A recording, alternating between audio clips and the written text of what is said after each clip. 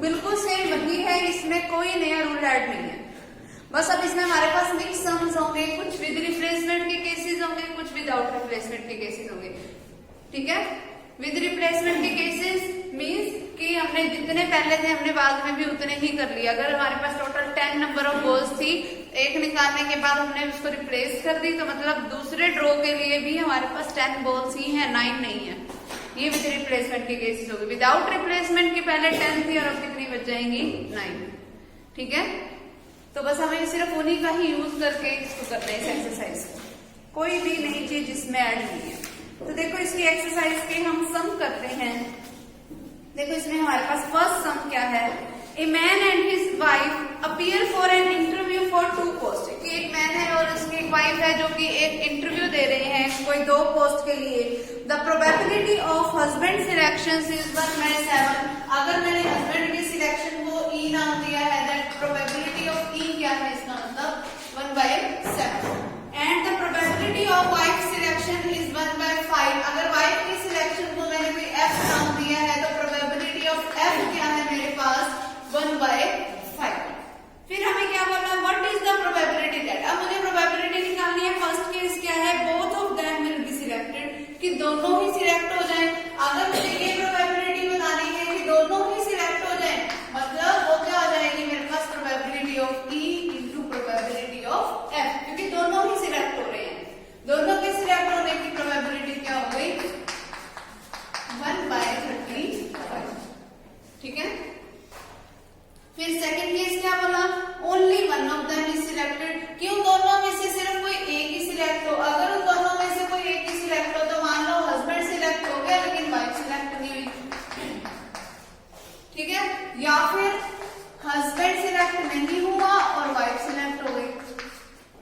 ठीक है, तो प्रोबेबिलिटी ऑफ ई बार क्या निकालोगे, 6/7। 1 में से 1/7 को माइनस करोगे तो वो मेरे पास, देखो प्रोबेबिलिटी ऑफ ई पहले क्या है, 1/7 इंटू में क्या आएगा, प्रोबेबिलिटी ऑफ एफ बार जो कि क्या हो जाएगी मेरे पास 4/5, क्योंकि 1 में से 1/5 को माइनस करोगे 4/5, प्लस में प्रोबेबिलिटी ऑफ ई बार जो कि क्या बनेगी 6/7 इंटू में 1/5। इसको सॉल्व कर लो, मेरे पास टोटल प्रोबेबिलिटी आ जाएगी।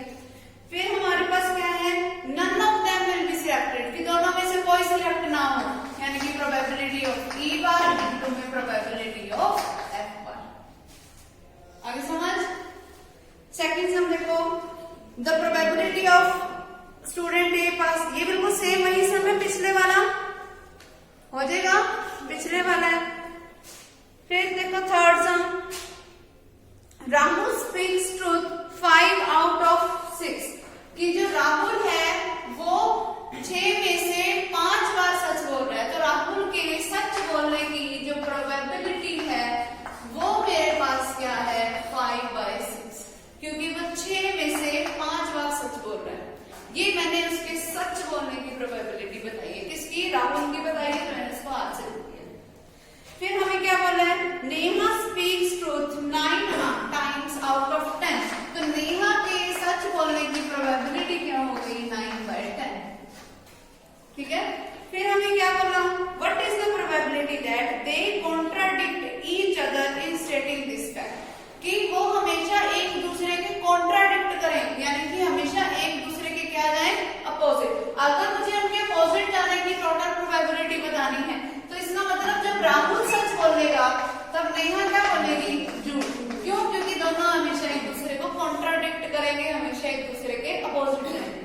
फिर प्लस जब राहुल झूठ बोलेगा तब नेहा क्या बोलेगी, सच। हो जाएगा, क्लियर है। अगला देखो, fourth, P speaks truth in 70% of the cases, यानी कि P के सच बोलने की जो प्रोबेबिलिटी है वो मेरे पास क्या है, 70/100 भी 7/10। ठीक है, प्रोबेबिलिटी ऑफ P। अगर मैंने उसको कोई इवेंट A नाम दे रखा है, P के सच बोलने की प्रोबेबिलिटी को, तो प्रोबेबिलिटी ऑफ A मेरे पास क्या है, 7/10, क्योंकि 70/100 आया था, 70% बोल रखा था, मीन 70/100, जिसका मतलब क्या हुआ, 7/10। फिर आगे देखो हमें क्या बोला, Q in 80% of the cases. अगर क्यू के सच बोलने की प्रोबेबिलिटी को मैं कोई इवेंट B नाम दे दूं तो प्रोबेबिलिटी ऑफ B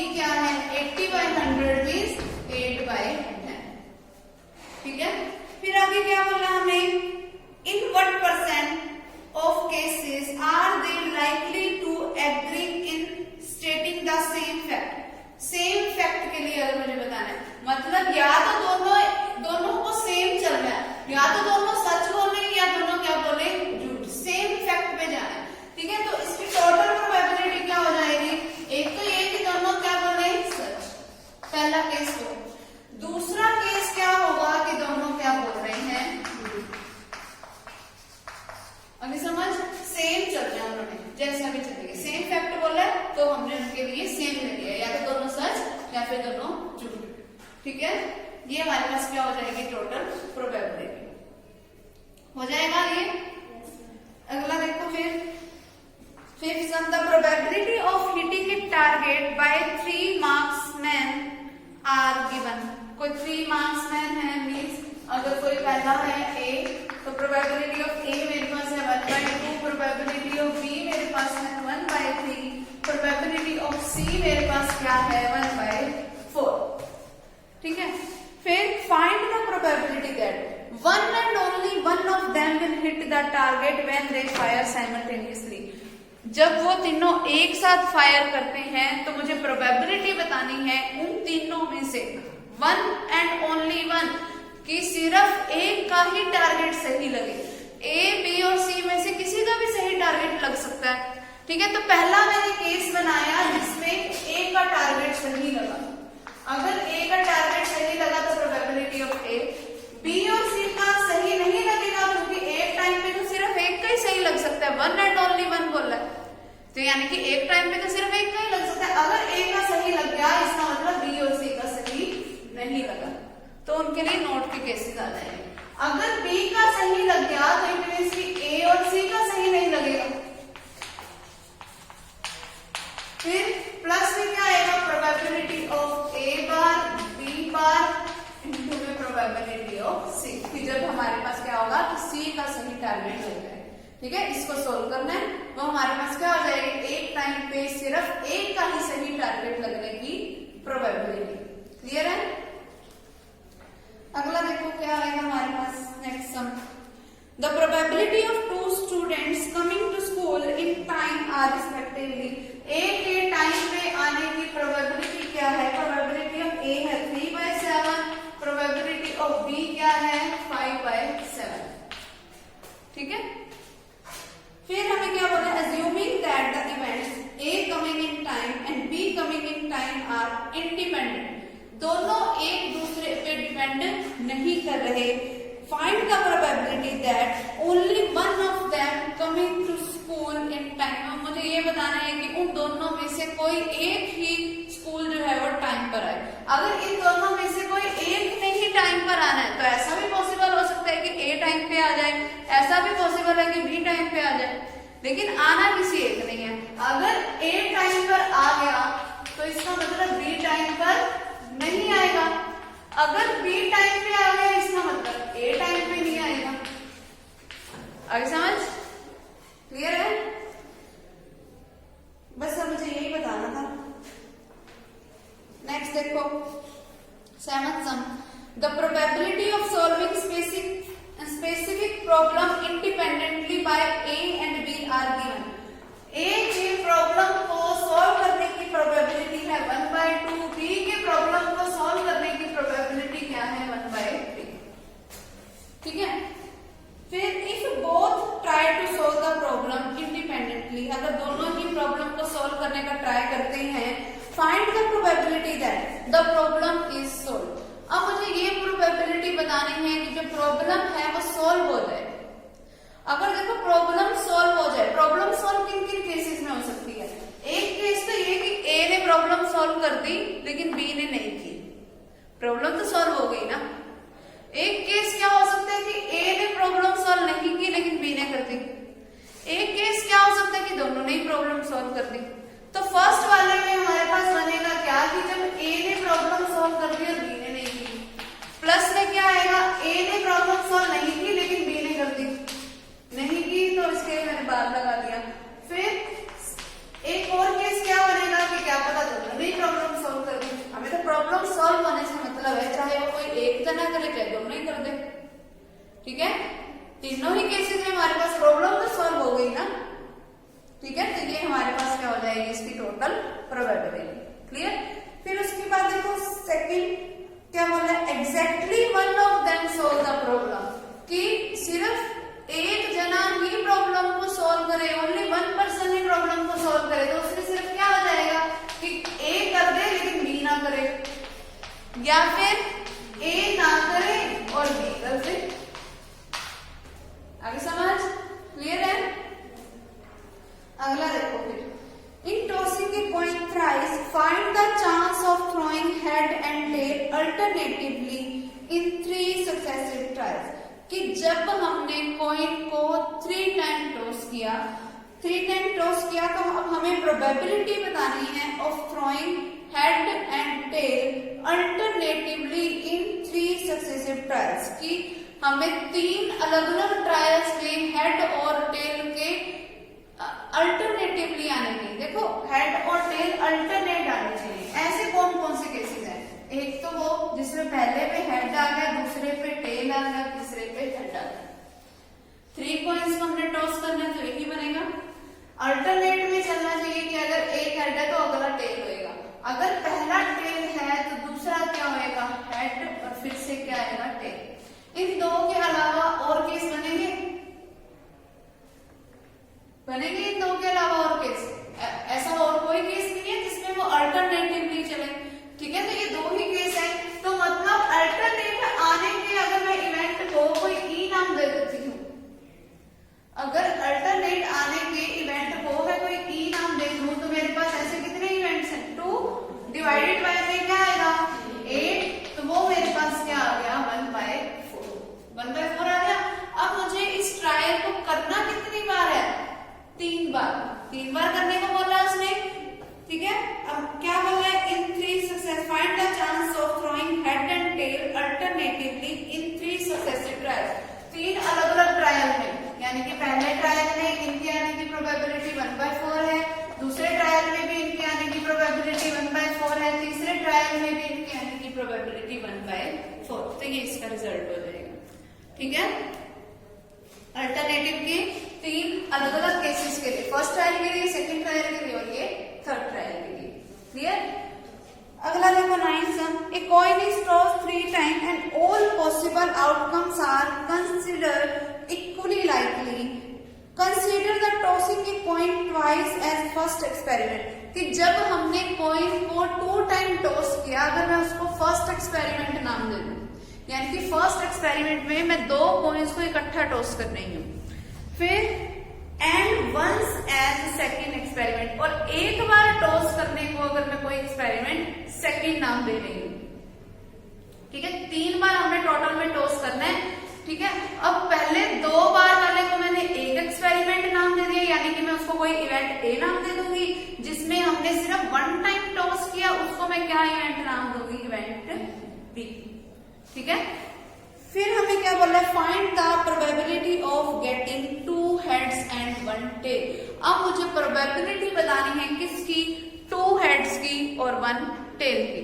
अगर देखो मुझे अब टोटल में 2 हेड्स और 1 टेल चाहिए, ऐसे कितने केसेस में हो सकता है कि जब मेरे पास फर्स्ट एक्सपेरिमेंट में हेड आ जाए और सेकेंड एक्सपेरिमेंट में सिर्फ टेल आए, तब मेरे पास एक केस बन जाएगा। दूसरा मेरे पास कब बन सकता है 2 हेड्स और 1 टेल का केस, जब मेरे पास फर्स्ट एक्सपेरिमेंट में हेड टेल हो और सेकंड एक्सपेरिमेंट में क्या आ जाए हेड। तीसरा केस मेरे पास कब बन सकता है, जब मेरे पास फर्स्ट एक्सपेरिमेंट में टेल हेड हो और सेकंड एक्सपेरिमेंट में क्या है हेड, तब भी 2 हेड 1 टेल का केस है।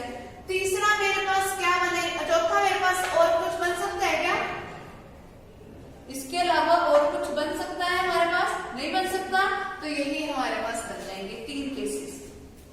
ठीक है, अब मुझे बताना क्या है इनके लिए टोटल प्रोबेबिलिटी। देखो हेड टू हेड वाला जो केस होगा, जिसमें हमारे पास 2 कॉइंस को टॉस करने को हमने फर्स्ट एक्सपेरिमेंट नाम दिया, हेड हेड आने की प्रोबेबिलिटी क्या होती है 1/4, इनटू में टेल आने की प्रोबेबिलिटी 1/2, फिर प्लस हेड टेल आने की प्रोबेबिलिटी भी क्या है 1/4, इनटू में एक हेड आने की प्रोबेबिलिटी 1/4।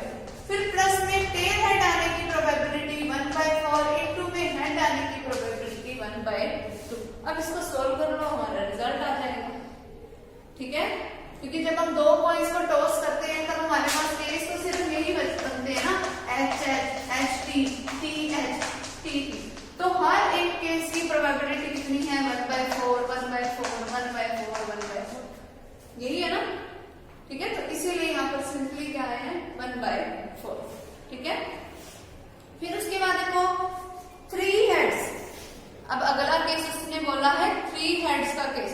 3 हेड्स का केस तो सिर्फ यही है कि जब पहले 2 वाले में तो हेड आ जाए और सेकंड एक्सपेरिमेंट में क्या आए, फिर से हेड। 3 हेड्स का केस तो सिर्फ तभी बन सकता है। तो इसकी प्रोबेबिलिटी क्या हो गई? 1/4 इंटू 1/2 1/8। आगे समझ क्लियर है? अगला देखो फिर से 10th sum. A student take examination in 4 subjects। एक स्टूडेंट है, वो एग्जामिनेशन दे रहा है 4 अलग-अलग सब्जेक्ट में। ए में पास होने के चांसेस को उसने नाम दिया 4/5 की प्रोबेबिलिटी से। बी में पास होने की प्रोबेबिलिटी कितनी है? 3/4। सी में पास होने की प्रोबेबिलिटी कितनी है? 5/6। डी में पास होने की प्रोबेबिलिटी कितनी है? 2/3। ठीक है, फिर to qualify he must pass in A. अगर उसको क्वालिफाई होना है, पास होना है, तो एक कंडीशन हो गई कि ए में तो पास होना जरूरी है। बाकी किसी सब्जेक्ट में वो फेल हो जाए डज नॉट मैटर, बट ए में तो पास होना कंपलसरी है। ये हमारा कंपलसरी सब्जेक्ट हो गया जिसमें पास होना जरूरी है। ठीक है, यानी कि इस ए वाले पे नोट नहीं आ सकता उसको पास करने के लिए। ठीक है, ए में पास होना जरूरी है। फिर आगे देखो बोला क्या है, what is the probability that he qualifies. अब मुझे ये प्रोबेबिलिटी बतानी है। अच्छा, एक चीज और भी लिख रखी है, to qualify he must pass in A में तो वो पास होना जरूरी है, and at least in 2 other subject, और कोई 2 और ऐसे सब्जेक्ट्स भी होने चाहिए जिसमें वो पास हो जाए। अब मुझे टोटल प्रोबेबिलिटी बतानी है उसके पास होने की। अगर उसको पास होना है तो टोटल प्रोबेबिलिटी देखो क्या होगी, ए में पास होने की प्रोबेबिलिटी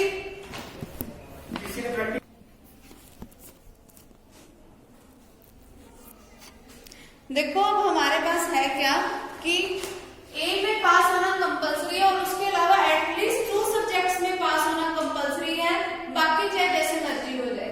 अब देखो, अगर मुझे टोटल प्रोबेबिलिटी चाहिए उसको क्वालिफाई करने की, तो ए में कंपलसरी है तो ए तो एज इट इज। अब बाकी के 2 सब्जेक्ट्स में भी पास होना कंपलसरी है, एटलीस्ट 2 में पास होना कंपलसरी है। तो मान लो वो बी और सी में पास हो गया लेकिन डी में नहीं हुआ।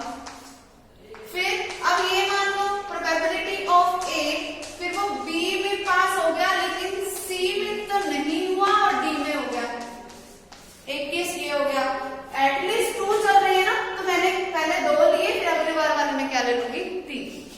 प्लस में क्या आएगा, प्रोबेबिलिटी ऑफ ए इंटू, अब मान लो वो बी में तो फेल हो गया और सी और डी में क्या हो गया पास।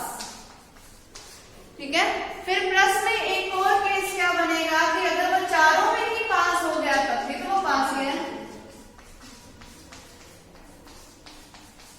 आई समझ? ये हमारे पास टोटल केसेस हो जाएंगे जिसमें वो क्वालिफाई कर जाएगा। क्लियर? अब देखो नेक्स्ट सम।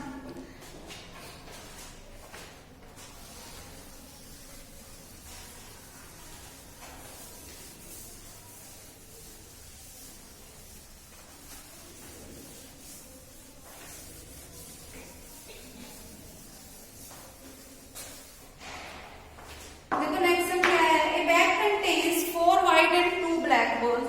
कि एक बैग है, फर्स्ट बैग है जिसमें हमारे पास क्या है 4 व्हाइट एंड 2 ब्लैक बॉल्स हैं।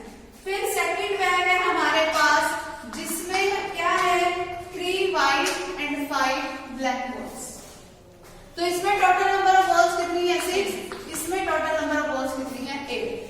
फिर अब क्या करना है हमें, if 1 ball is drawn from each bag, अगर दोनों बैग में से एक बॉल को बाहर निकालते हैं, find the probability that both are white. तो दोनों में से व्हाइट बॉल बाहर निकालने की प्रोबेबिलिटी, अगर इसमें से व्हाइट बॉल बाहर निकाली तो 4/6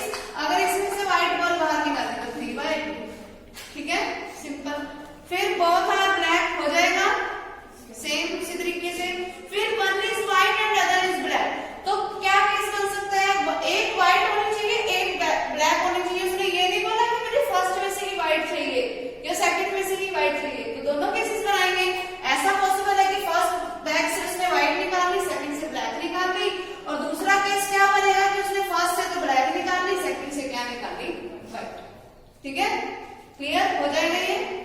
अगला देखो 12 sum, a bag contains 6 black and 3 white balls, 6 black and 3 white balls in first bag. Second bag में क्या है, 5 ब्लैक एंड 4 व्हाइट बॉल्स। फिर if one ball is drawn from each bag, find the probability that these two balls are of the same color। दोनों same colour की होनी चाहिए, चाहे दोनों ब्लैक हो चाहे दोनों व्हाइट हो, सेम कलर की होनी चाहिए। अगर फर्स्ट में से उसने ब्लैक बाहर निकाली तो फिर सेकंड में से भी वो ब्लैक ही बाहर निकालेगा। अगर उसने फर्स्ट में से व्हाइट बाहर निकाली तो सेकंड में से भी व्हाइट ही बाहर निकलेगी। तो फर्स्ट में से ब्लैक निकालने की प्रोबेबिलिटी 6/9, सेकंड में से ब्लैक निकालने की प्रोबेबिलिटी 5/9। फिर फर्स्ट में से व्हाइट निकालने की प्रोबेबिलिटी 3/9, सेकंड में से व्हाइट निकालने की प्रोबेबिलिटी 4/9। अब इसको सॉल्व कर लो, सेम कलर की होनी चाहिए थी बस, ठीक है। अगला देखो 14, a box contains 3 white and 5 blue balls, 2 balls are drawn one by one at a time at random without replacement। बिना रिप्लेसमेंट का केस है, ठीक है। क्या है हमारे पास 3 रेड एंड 5 ब्लू बॉल्स हैं और विदाउट रिप्लेसमेंट का केस है और मुझे 2 बॉलों को बाहर निकालना है। फिर अब हमें बोला क्या है, find the probability of getting 1 red and 1 blue ball. अब मुझे वो प्रोबेबिलिटी बतानी है जिसमें मैं पहले नंबर पे रेड बॉल निकालूं और दूसरे पे क्या निकालूं, ब्लू बॉल, ठीक है। अगर देखो पहले नंबर पे मुझे ना एक रेड बॉल चाहिए, एक चाहिए ब्लू बॉल। तो ये पॉसिबल है कि पहले पे मैंने रेड निकाल ली, दूसरे पे मैंने ब्लू निकाल ली। या दूसरा केस मेरे पास क्या पॉसिबल है कि पहले पे मैंने निकाली ब्लू और दूसरे पे मैंने क्या निकाली, रेड, ठीक है। अगर मैंने पहले पे रेड निकाली तो प्रोबेबिलिटी क्या हो गई 3/8। दूसरे में अगर मैंने ब्लू निकाली, ब्लू में तो कोई फर्क नहीं पड़ा, वो तो 5 की 5 रही, लेकिन टोटल में से फर्क पड़ गया, कितनी हो गई 7, क्योंकि 8 में से एक रिप्लेसमेंट का केस है ये। तो एक बाहर निकल गई तो वो वापस तो नहीं आई ना, तो अब बॉल्स कितनी बच गई मेरे पास 7। फिर प्लस में अगर मैंने पहले नंबर पे ब्लू निकालनी होती तो 5/8 इंटू में क्या आएगा 3/7। अभी समझ। अगला देखो फिर 15, ये वाला अपने आप कर लेना भाई, सेम ही है। 16 देखो, there are 3 urns A, B and C। Urn A में क्या है हमारे पास 4 व्हाइट एंड 5 ब्लू बॉल्स हैं। अर्न B में क्या है हमारे पास 4 white and 3 blue balls. Urn C में हमारे पास क्या है 2 white and 4 blue balls. 1 ball is drawn from each of these urn. तीनों अर्न्स में से एक बॉल को बाहर निकाला गया है। What is the probability that out of 3 balls drawn 2 are white and 1 is blue. अब मुझे ये प्रोबेबिलिटी बतानी है कि 2 तो व्हाइट कलर की बॉल्स होनी चाहिए और एक कौन सी होनी चाहिए, ब्लू कलर की। अब देखो 3 बॉलें टोटल में बाहर निकालनी थी। पॉसिबल केसेस क्या हो सकते हैं कि फर्स्ट में से मैंने व्हाइट निकाली, सेकंड में से व्हाइट निकाली और थर्ड से निकाली ब्लू।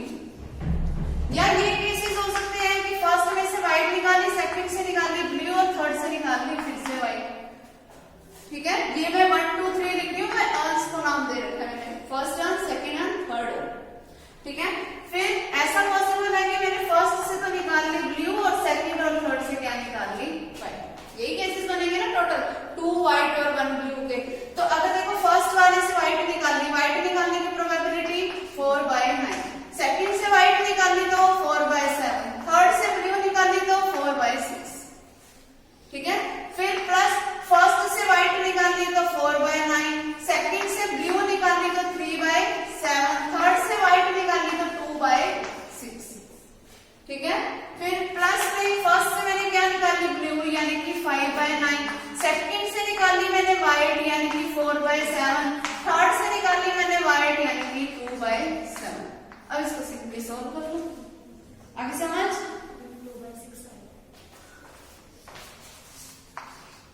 ठीक है, अब इसको सॉल्व करके हमारा रिजल्ट आ जाएगा। अगला देखो 2 balls are drawn at random from a bag containing, ये सेम है भाई, विदाउट रिप्लेसमेंट का केस है, यानी कि अब भी मेरे पास एक बॉल कम हो जाएगी जब मैं 2 बॉलें बाहर निकालूंगी तो, ठीक है। ये अपने आप करना।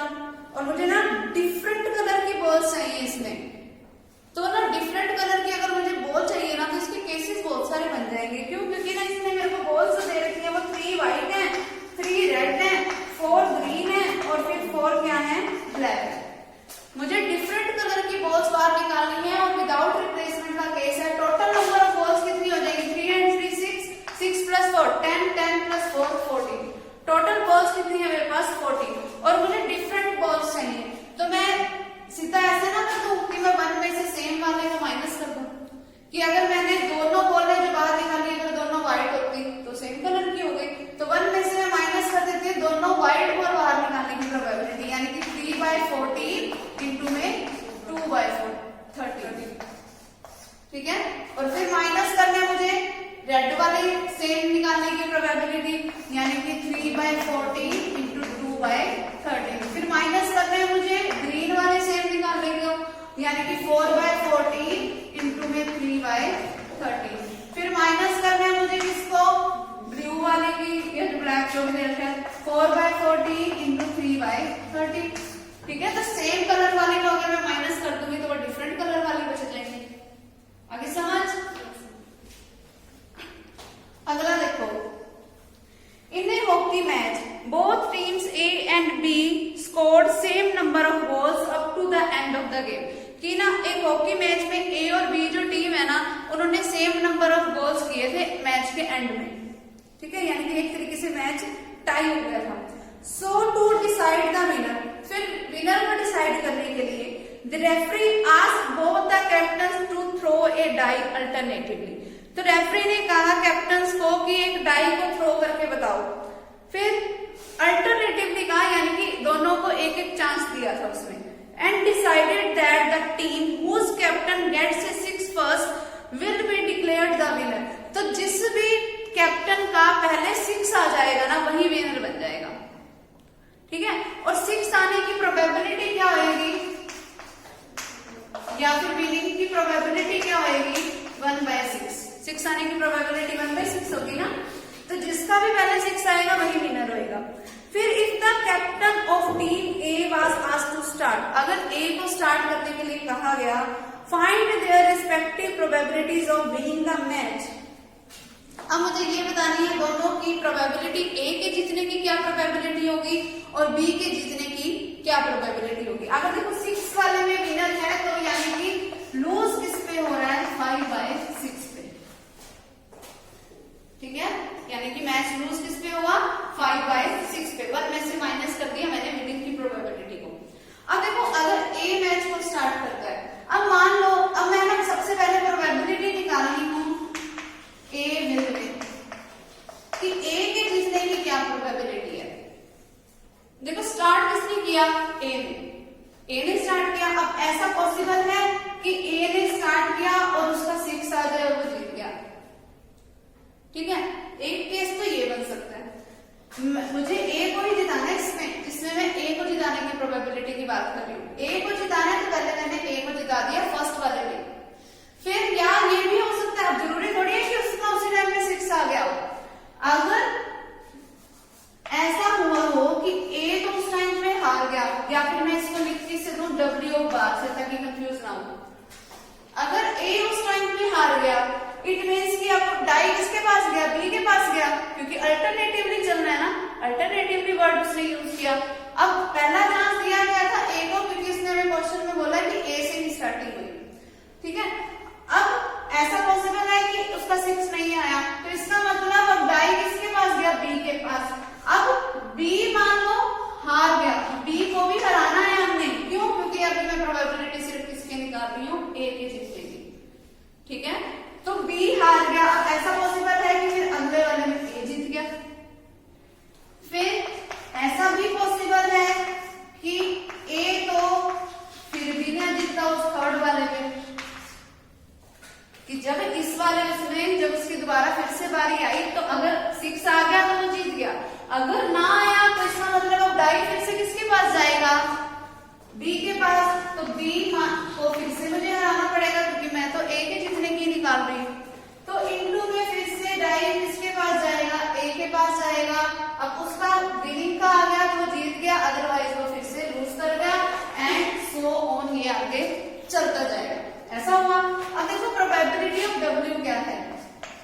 1/6 प्लस प्रोबेबिलिटी ऑफ W बार यानी कि यही लूजिंग वाली प्रोबेबिलिटी वो कितनी है 5/6 इनटू में इसके क्या पड़ा है 5/6 इनटू में प्रोबेबिलिटी ऑफ विनिंग क्या है 1/6।